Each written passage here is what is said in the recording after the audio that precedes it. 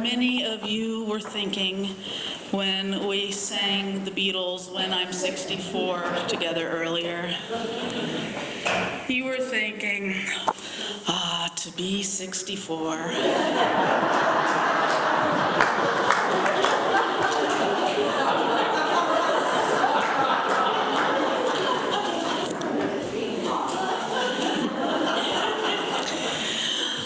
It happens that Paul McCartney, my Paul, wrote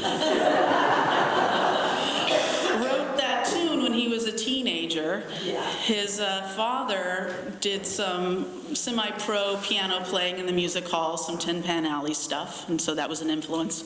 But he wrote the lyrics in groovy 1967 for his father as a gift because his father was turning 64.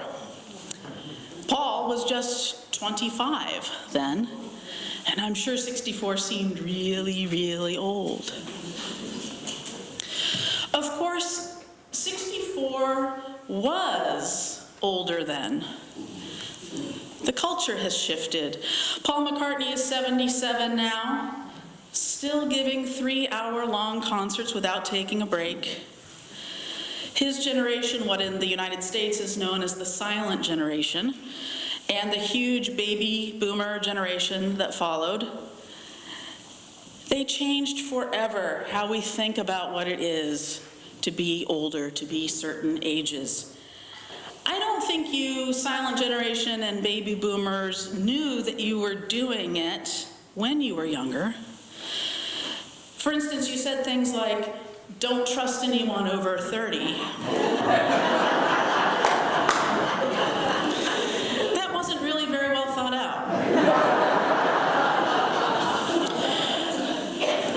And then you turned 30, and the 30s became the new 20s. And then you turned 40, and the 40s became the new 30s, and so on. I'm told now that the 70s are the new 50s. So you've even upped your game. Well done. Speaking of the particular aging process of the silent generation and the baby boomers, I have to tell you that just last week, there was one day when not one, not two, but 3 different FCU parishioners dropped the F-bomb rather casually in a conversation with me, your minister.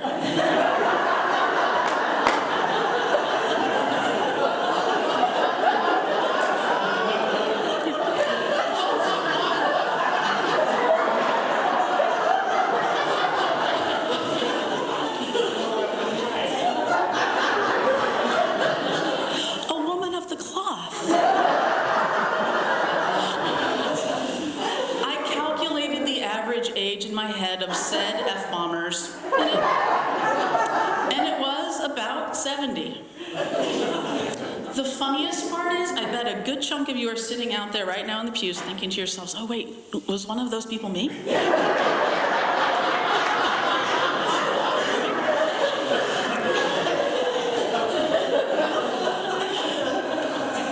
Don't worry.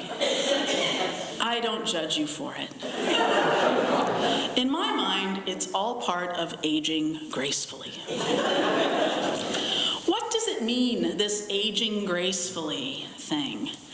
Sometimes I'll see an ad about using a certain product that smooths out wrinkles so that you can age gracefully. That's not what I'm talking about.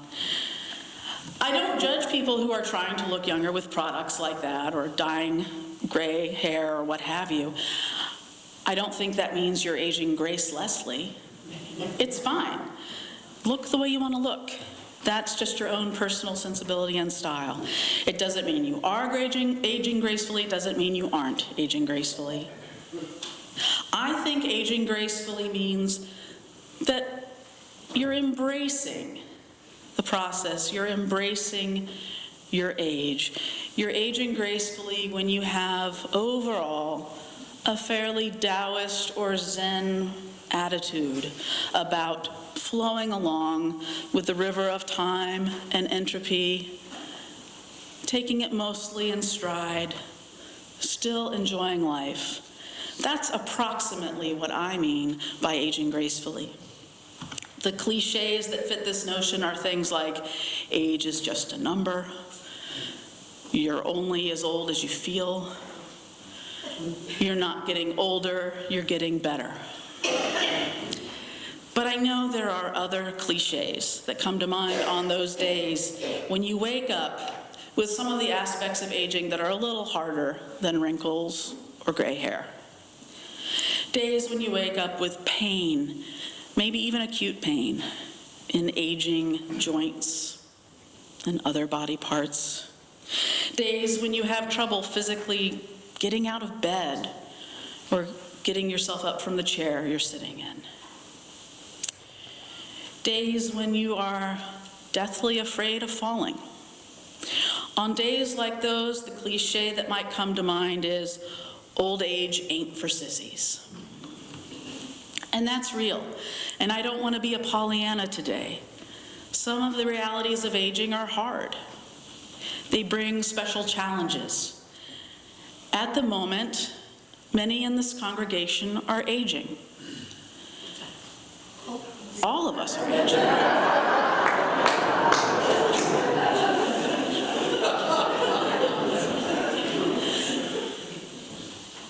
But we as a congregation are what some might call an aging population.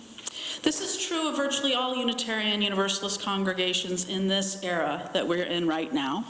It's partly demographics. You baby boomers are getting up there, and you're still a huge generation. This is true of all mainline congregations, all of those familiar denominations, the Congregational UCC folks down the street, First Baptist Church down on the Common, the Reformed Synagogue beyond that. They all have aging populations too. We have challenges, but we are hardly alone or unique in this.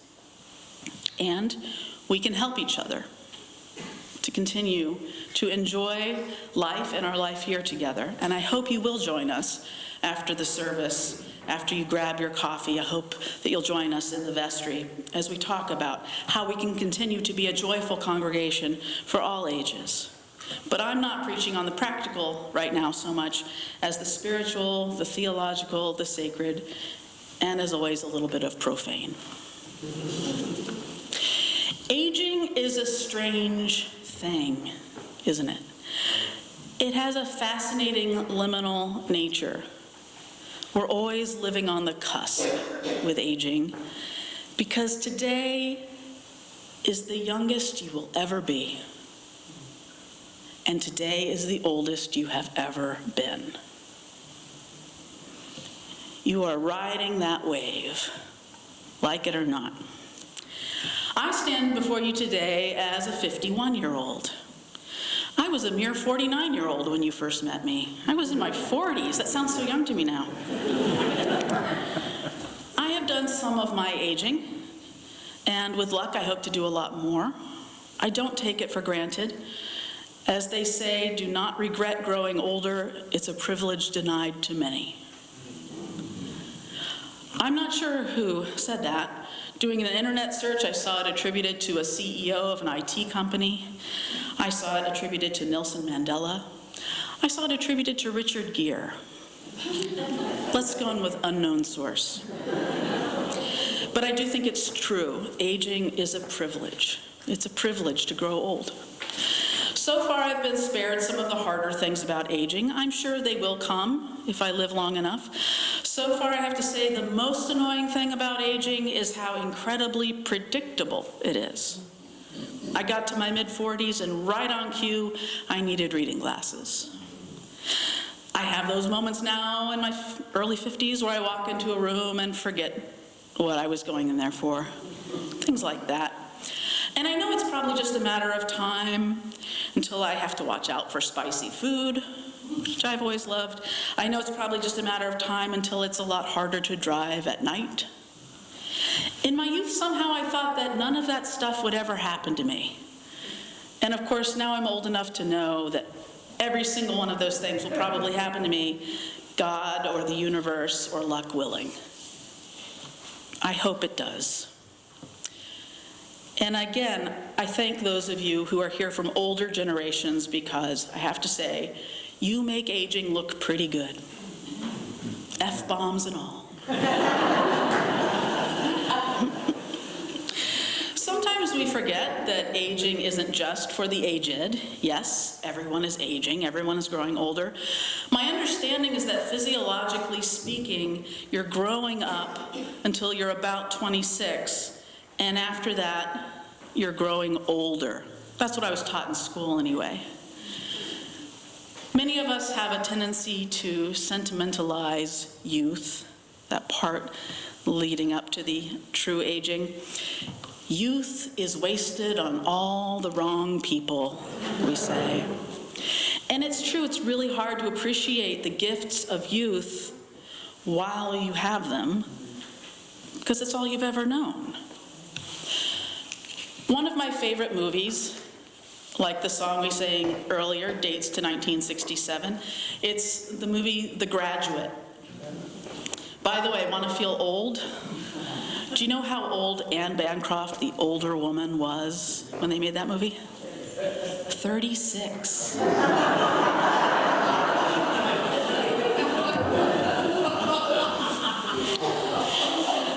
But I digress. In the movie, Dustin Hoffman plays a recent college graduate named Benjamin, and early in the movie, there's a party thrown for him by his parents, and one of his parents' friends, in fact, Mr. Robinson, says, "Ben, how old are you now?" 20. I'll be 21 next week. That's a hell of a good age to be. Thank you very much, sir. I wish I was that age again, because Ben, sir, you'll never be young again.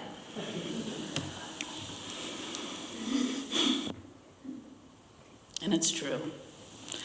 You're only young once, or as my English teacher would correct me, you're young only once. And yet, in the movie, Benjamin can hardly stand being in his own skin. He's not enjoying being young at all.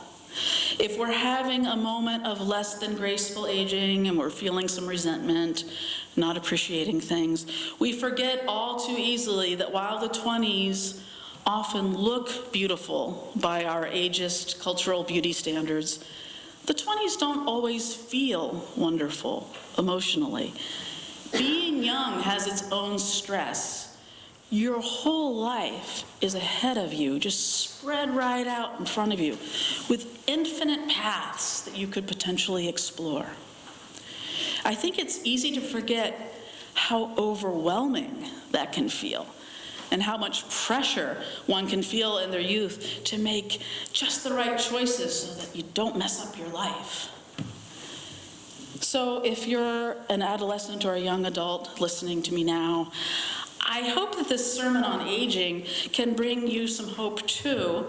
Not just the hope that aging isn't all bad or something to dread, but also the hope that comes with the realization that youth isn't always all that it's cracked up to be either. So if that's your experience, hang in there. One way to look at aging is as a series of losses. And from one perspective, aging is a series of losses. You lose flexibility, speed, eyesight, hearing, on and on. You lose at least some of those things. It's true. And you lose possibilities in some ways. At 51, midlife, I know that my fantasies of youth will never come true. I'll never be a Major League Baseball player. I'll never be a rock star. But even the realistic paths start to close as we age. Those many paths that are out in front of you when you're in your teens or 20s, at some point you get to Robert Frost's "Two roads diverged in a yellow wood," and you have to choose, and you can't always retrace your steps back. And that is a kind of loss too. But this is where I come to what I think of as aging with grace, as opposed to aging gracefully. I think of them slightly differently.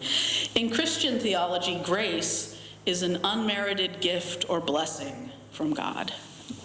I personally think of grace as the unbelievable, unmerited gift of being alive as a conscious life form, existing as a higher intelligence, which seems to be uncommon, perhaps even truly rare in our universe.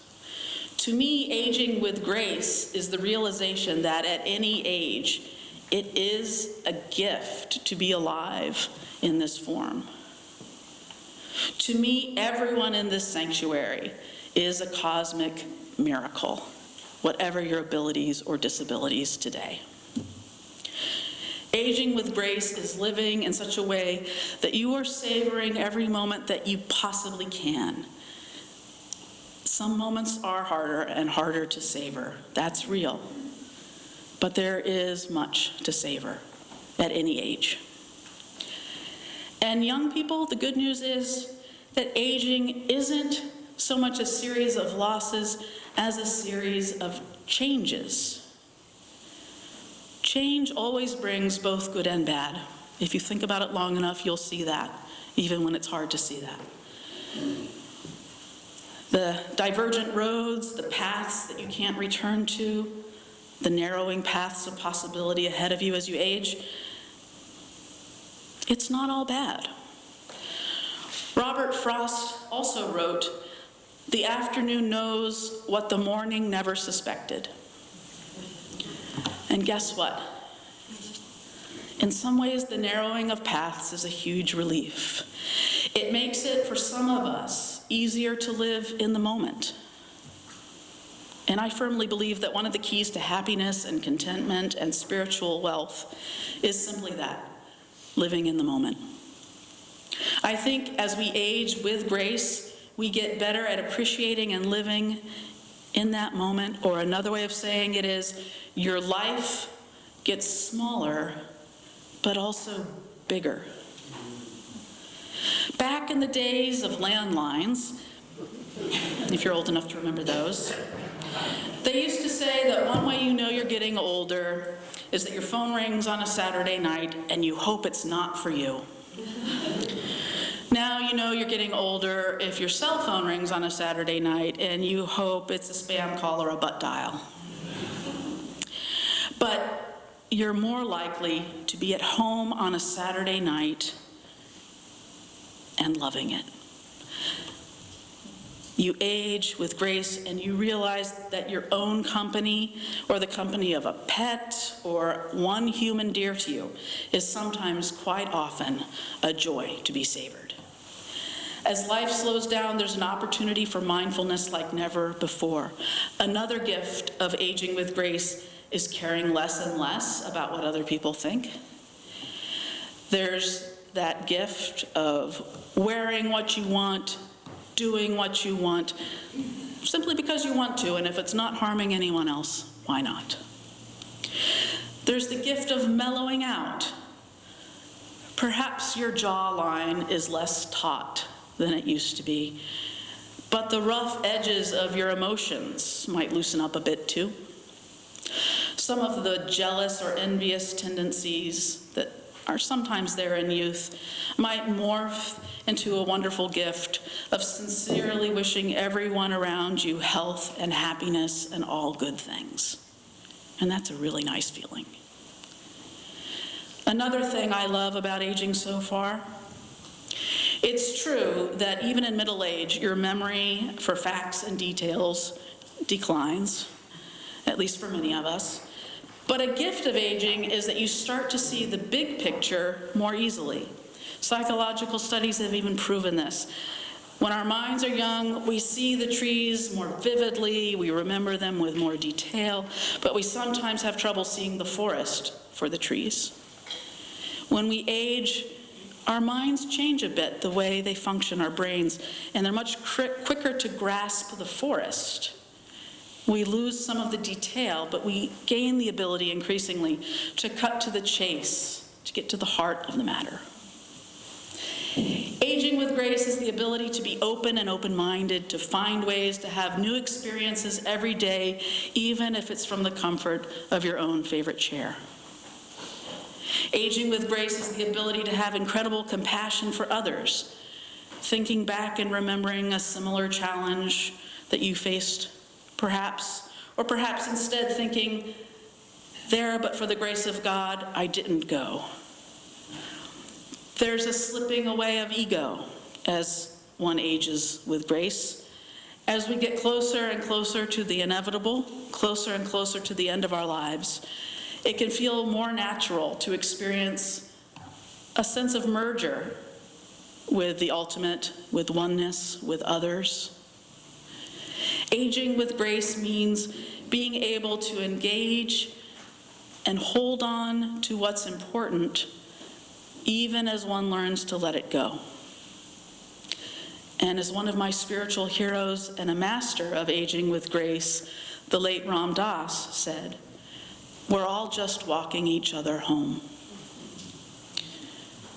And I want to thank you for making this pilgrimage with me and with each other.